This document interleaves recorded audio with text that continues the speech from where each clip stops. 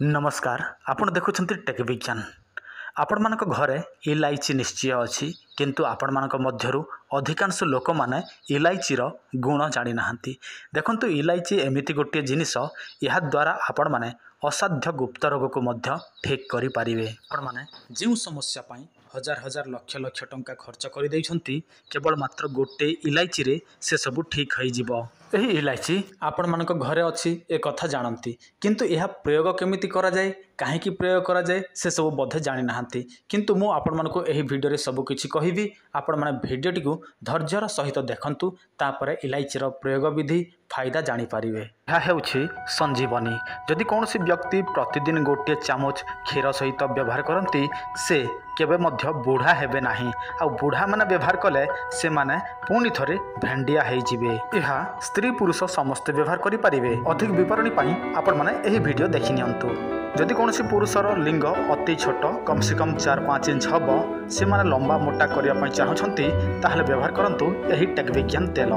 केवल मात्र 3 मास व्यवहार करिवे ताहले आपण मानकर लिंग 8 रु 10 इंच हबो 100% ग्यारंटी रो सहित।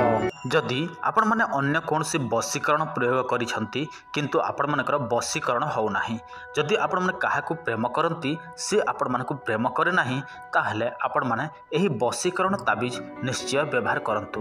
देखंतु आपण जहाकू वशीकरण करिवे से व्यक्तिर नाम केवल आमको देबे एवं आपणकर नाम देबे ता सहित एड्रेस देले आमे आपण मानकू एहा बाय पोस्ट माध्यम रे पठाई देबु। 7-8 दिन मध्य रे एहा पाई जिवे एवं आपणकर नाम अनुसार एहा कार्य करि थाए 7 दिन 11 दिन 21 दिन मध्य रे आ एहा आपण मानकू 100% ग्यारंटी माध्यम रे दिया जाय थाए।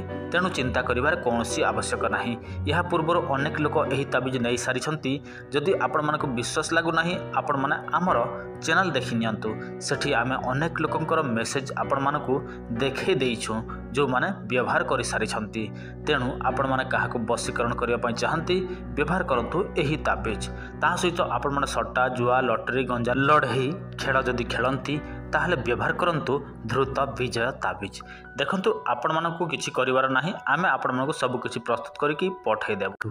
आपण मानकर धातु पानी परी पतला अछि। आपण माने स्त्री सहित अधिक समय पर्यंत मिलामिशा करि पारु नाहंती। आपण मानकर शीघ्र पतन हेइ जाउछि। आपण माने दुर्बल हेइ जाउछंती। आपण माने निज स्त्री को सैटिस्फाई करि पारु नाहंती। आपण मानकर जमारु मध्य उठु नाही। आपण मानकर इच्छा केबे हेले मध्य हो नाही ताहले आपण माने इलायची को एही भाबे व्यवहार करिवे। गोटे इलायची नेबे किंबा दुईटी इलायची नेबे सेईटा को आपण माने छेची की पूरा गुंड कर देबे।